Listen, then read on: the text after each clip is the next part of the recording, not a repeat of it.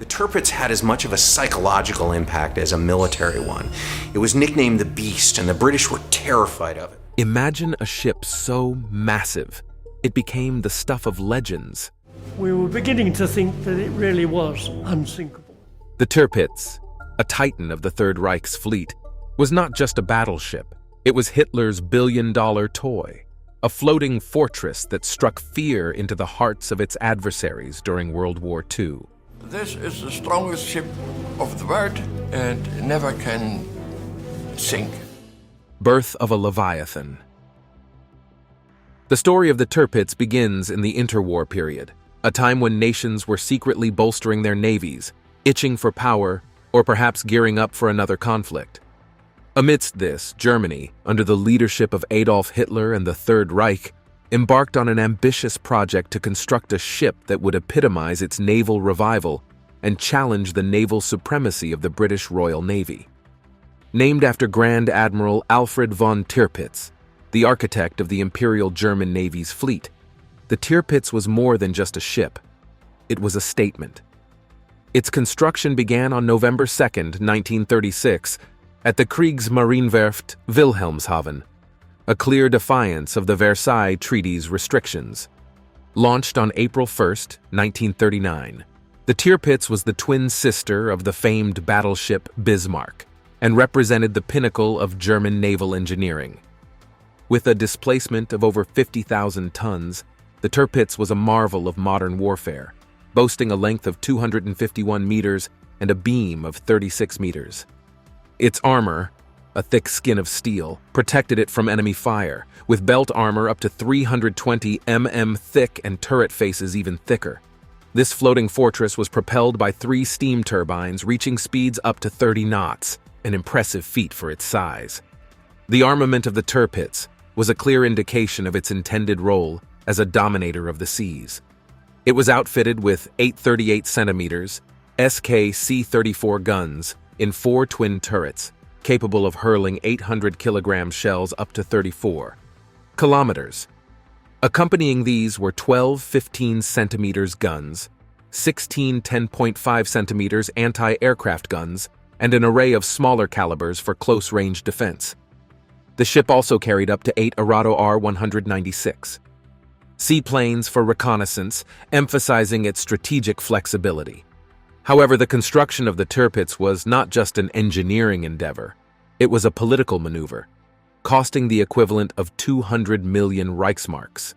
In today's terms, this is roughly estimated to be around $10 billion, a staggering investment that could have funded the construction of 50 submarines.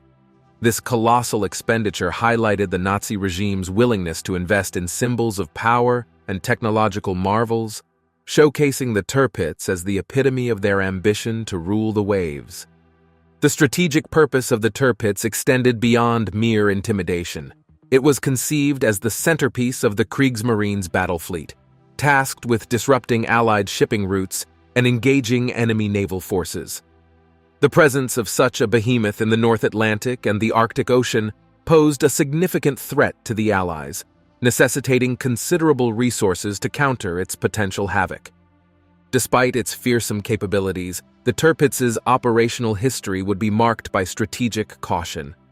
The memories of the Bismarck's demise, sunk on its maiden operation, loomed large over the Tirpitz's deployment. The German High Command, acutely aware of the importance of preserving their naval assets, employed the Tirpitz more as a fleet in being, a lurking threat that tied down significant Allied naval forces that could have been deployed elsewhere. As the Tirpitz sailed into the fjords of Norway, it became a symbol of Nazi Germany's naval power and a testament to its technological prowess. Yet its very existence would spark an epic game of cat and mouse with the Allies, leading to some of the most dramatic naval and air operations of World War II. The Tirpitz's story is not just one of technological achievement, but also of the strategic dilemmas faced by both the Axis and the Allies in the vast, unpredictable theater of naval warfare, a floating fortress in action. As the waves of World War II swelled, the Tirpitz, the pride of the Kriegsmarine, embarked on its journey into the annals of naval warfare. Unlike any other warship of its time, the Tirpitz was not just a marvel of engineering. It was a strategic tool that Hitler hoped would alter the course of the war at sea. This chapter explores the early service life of the Tirpitz, its role in the German Navy, and the profound psychological impact it had on Allied naval strategy. In the shadow of its sister ship, the Bismarck's tragic fate, the Tirpitz entered operational service in February 1941. Stationed in Norway, its very presence in the North Atlantic was a strategic masterstroke by the German command. The Norwegian fjords offered natural protection and concealment, making it difficult for Allied forces to launch a direct attack. From this bastion, the Tirpitz posed a constant threat to the Arctic convoys, vital lifelines that carried supplies from the United States and Britain to the Soviet Union. The psychological impact of the Tirpitz on Allied strategy was immediate and profound. The mere possibility of its sortie into convoy routes forced the Royal Navy to divert a significant portion of its capital ships to the North Atlantic and Arctic Ocean. Battleships, aircraft carriers, and a considerable number of destroyers were kept on standby, a testament to the Tirpitz's influence. This diversion of resources was precisely the strategic leverage Germany sought, aiming to stretch the Allies thin across multiple theaters of war. Despite its formidable reputation, the Tirpitz's early service life saw limited direct engagement with enemy forces. The German High Command was exceedingly cautious, fully aware of the devastating loss of the Bismarck. This caution, however, did not diminish the ship's strategic value.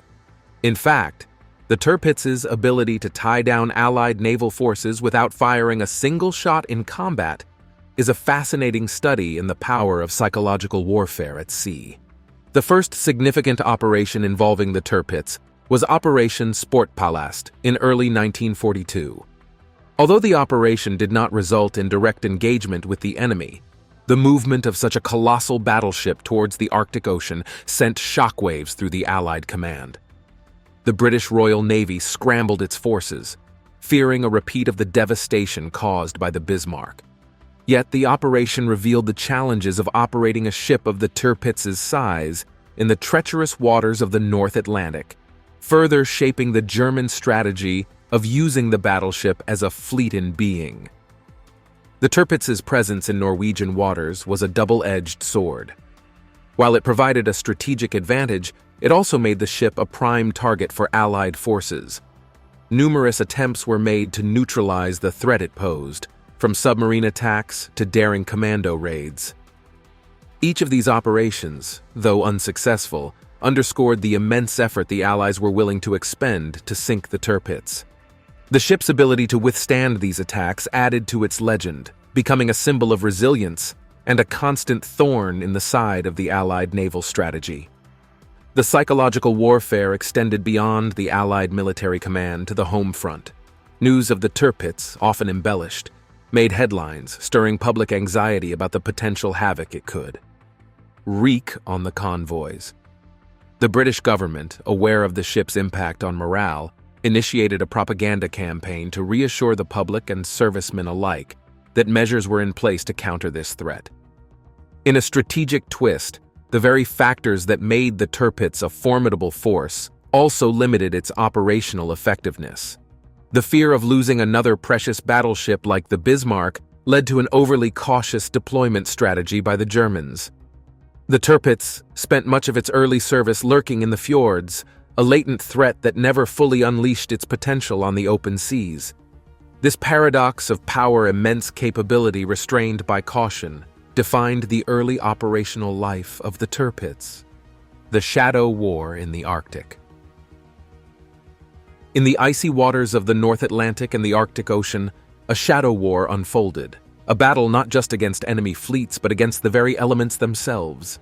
At the heart of this clandestine struggle was the Tirpitz, the behemoth of the Third Reich, whose mere presence threatened to sever the lifeline between the Allies and the Soviet Union. This chapter delves into the pivotal role the Tirpitz played in disrupting Arctic convoys and the myriad challenges it faced in the unforgiving environment of the Arctic. The Arctic convoys were a critical artery for the Allies, transporting essential supplies, arms, and equipment from North America and Britain to the Soviet Union. These convoys navigated some of the most treacherous seas, contending with icebergs, severe storms, and the long periods of darkness that characterize the Arctic winter. The Germans, well aware of the convoy's significance, deployed the Tirpitz with the strategic intent of cutting off this vital supply route, thereby weakening the Soviet Union's ability to resist the Axis powers. The Tirpitz's involvement in operations against the Arctic convoys began in earnest in 1942. One of its most significant sorties was Operation Rosselsprung, a planned attack against convoy PQ-17. The mere rumor of the Tirpitz's deployment caused the British Admiralty to issue the infamous order to scatter the convoy, leading to one of the most devastating losses for the Allies in the Arctic, with 24 out of 35 ships sunk by U-boats and Luftwaffe aircraft. Interestingly, the Tirpitz did not engage the convoy directly, but its influence had already altered the course of the battle, showcasing the psychological warfare that the ship excelled in. The challenges of operating in the Arctic were manifold. The extreme cold affected the machinery and the health of the crew. Ice could form on the decks and superstructures, increasing the risk of capsizing by altering the ship's center of gravity. Moreover, the long Arctic nights and the phenomenon of the midnight sun in summer months posed unique navigational challenges, complicating both offensive and defensive maneuvers. For the Tirpitz, these challenges were compounded by the constant threat of Allied attacks. The ship had to be ever mobile, moving between fjords to avoid detection and potential airstrikes. This cat-and-mouse game with the Allies was a drain on resources and morale, as the crew remained on high alert, knowing that the Tirpitz was the prime target for the Allied forces. Despite these challenges, the Tirpitz continued to pose a significant threat to the Arctic convoys, compelling the Allies to allocate substantial resources for its surveillance and containment. Aircraft carriers, battleships, and a multitude of other vessels were tasked with protecting the convoys and hunting the German battleship. This diversion of Allied naval power was a strategic victory for the Germans, even as the Tirpitz's direct engagements remained limited. The operational life of the Tirpitz in the Arctic was a testament to the harsh realities of naval warfare in extreme conditions. The ship's engineers and crew had to be innovative in overcoming the technical difficulties posed by the cold and ice. Heating systems were essential to keep the machinery running, and the hull had to be constantly checked for ice damage. The seaplanes carried by the Tirpitz, used for reconnaissance, faced their own set of challenges, with icy runways and the risk of freezing controls. The psychological toll on the crew was significant. Isolated in the remote fjords, with the constant threat of attack and the extreme environmental conditions, morale was a constant concern. The crew relied on a sense of camaraderie and the belief in their mission to maintain their effectiveness as a fighting force. The turning tide. Allied responses. As the Tirpitz haunted the waters of the North Atlantic and Arctic Ocean, the Allies were compelled to neutralize this formidable threat. The quest to bring down the giant spurred a series of daring raids, technological innovations, and a relentless pursuit that underscored the intensity of the struggle. This chapter explores the multifaceted efforts of the Allies to counter the menace of the Tirpitz, showcasing a saga of resilience, ingenuity, and determination. One of the most audacious attempts to sink the Tirpitz was Operation Source in September 1943. This operation involved 6 midget submarines known as X-craft, designed to infiltrate heavily defended fjords and plant explosive charges beneath the enemy ships. Despite the hazardous journey and the loss of some vessels en route, 2 X-craft, X-6 and X-7, managed to breach the defenses of the fjord where Tirpitz was anchored. They laid their charges and made their escape attempts. The ensuing explosions did significant damage to the Tirpitz, rendering it out of service for 6 months. This operation was a testament to the Allies' willingness to employ innovative tactics and technology against the German battleship. The continued threat posed by the Tirpitz, even after Operation Source, led to a series of air campaigns aimed at its destruction. The British Royal Air Force's RAF Fleet Air Arm undertook numerous sorties, utilizing both conventional and tall boy bombs, the latter being a 12,000-pound deep penetration bomb designed by Barnes-Wallis. Operations like Tungsten, Goodwood, and Paravane saw waves of aircraft braving fierce anti-aircraft fire to deliver their payloads.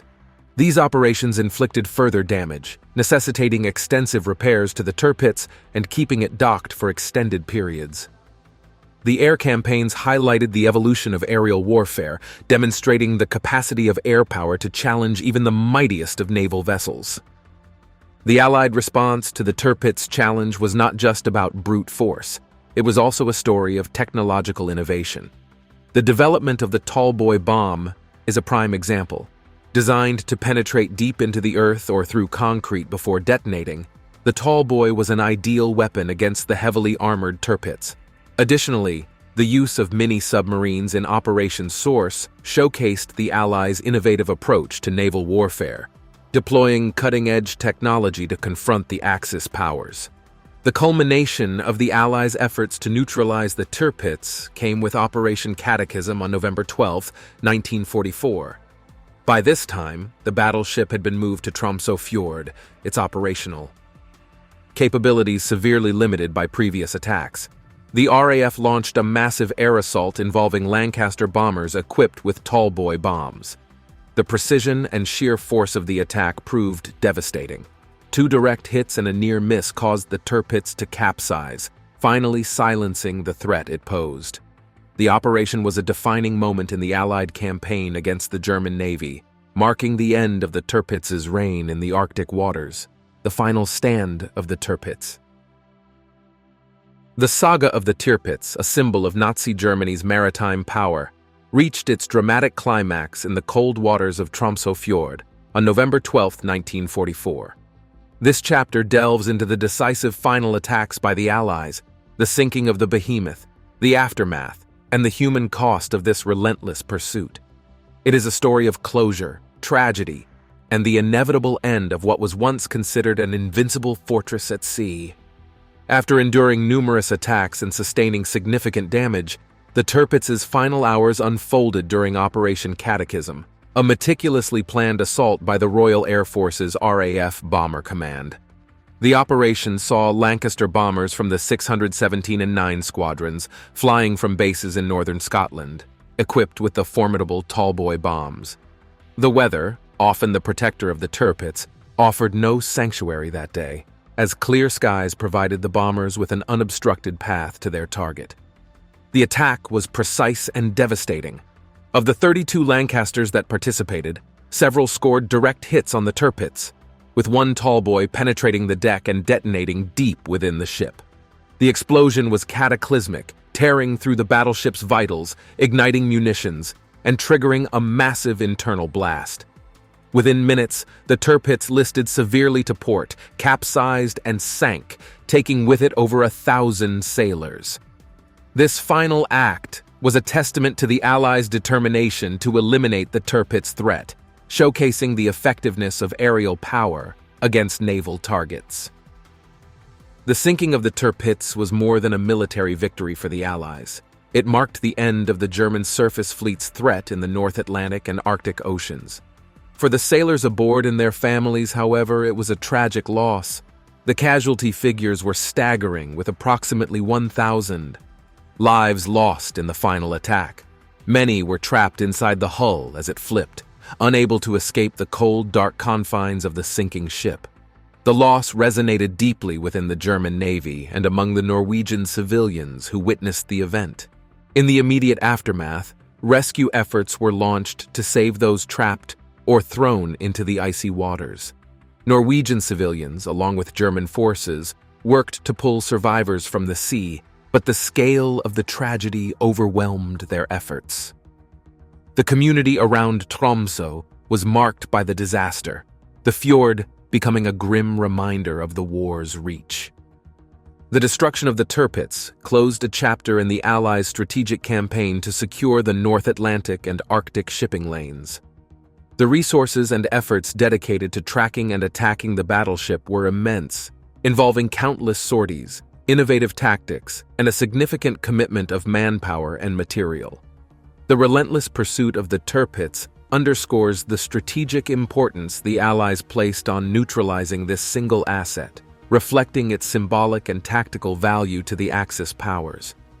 The sinking also highlighted the evolution of warfare technology and tactics, from the use of midget submarines in Operation Source to the precision bombing that characterized Operation Catechism. The Tirpitz's end demonstrated the vulnerability of even the most formidable ships to aerial power, especially when faced with the deadly accuracy of bombs like the Tallboy. Today, the wreck of the Tirpitz lies in the depths off the coast of Tromsø, a somber memorial to those who lost their lives. It serves as a poignant reminder of the war's reach and the human cost of conflict. Over the years, the site has attracted historians, divers, and those seeking to understand or commemorate the events that led to the ship's downfall. The legacy of the Tirpitz and the efforts to destroy it continue to fascinate and remind us of the complexities and tragedies of warfare. Legacy of a Colossus. The Tirpitz, once the pride of the German Kriegsmarine and a symbol of naval might, has left an indelible mark on the annals of maritime history. Its saga, from the docks of Wilhelmshaven to the cold waters of Tromsø Fjord, is a narrative that intertwines themes of technological prowess, strategic ambition, and the human dimension of war. This chapter explores the enduring legacy of the Tirpitz, examining its impact on naval warfare, the efforts to salvage its wreck, the memorials that commemorate its story, and its place in contemporary memory. The Tirpitz's operational history significantly influenced naval strategy and warfare. Its mere existence compelled the Allies to allocate massive resources for its surveillance and eventual destruction. This strategic diversion underscores the concept of a fleet in being, where a naval force exerts influence merely through its potential to engage, rather than through direct action. The relentless pursuit of the Tirpitz also accelerated the development and deployment of innovative warfare technologies, including the Tallboy bomb and midget submarines, highlighting a shift towards specialized munitions and covert operations in naval engagements. Furthermore, the Tirpitz saga illustrated the growing importance of air power in naval conflicts, presaging a shift in how naval engagements would be contested in future conflicts. The successful use of aerial bombardment to neutralize a major naval asset heralded a new era where aircraft carriers and long-range bombers would dominate naval strategy, reducing the role of battleships as the queens of the sea. After the war, the Norwegian government undertook extensive salvage operations to remove the Tirpitz wreck from Tromsø Fjord. These efforts, spanning several years, involved cutting the capsized hull into sections and gradually lifting them from the seabed. The salvage operations were not just about clearing a navigational hazard. They were also a means to reclaim valuable scrap metal in a war-ravaged Europe, desperate for resources. The process of dismantling the Tirpitz was a testament to the ingenuity and resolve of the post-war recovery, turning the remnants of destruction into materials for rebuilding. Today, the legacy of the Tirpitz is preserved in various memorials and exhibits across Norway and Germany. These sites serve as poignant reminders of the ship's history and the lives lost during its service and final destruction. The Tirpitz Museum in Alta, Norway, for instance, offers visitors insights into the life aboard the ship, the operations it was involved in, and the impact of its presence on the local Norwegian communities. Such memorials play a crucial role in educating current and future generations about the complexities of war, the strategic dilemmas faced by both the Axis and Allies, and the human cost of naval conflicts. The story of the Tirpitz continues to captivate historians, military enthusiasts, and the general public. It is a subject of numerous books, documentaries, and academic studies that delve into its technological innovations, strategic significance, and the dramatic efforts undertaken for its destruction. The Tirpitz also serves as a case study in naval warfare courses, illustrating the evolution of naval strategy, the role of innovation in military operations, and the psychological aspects of warfare.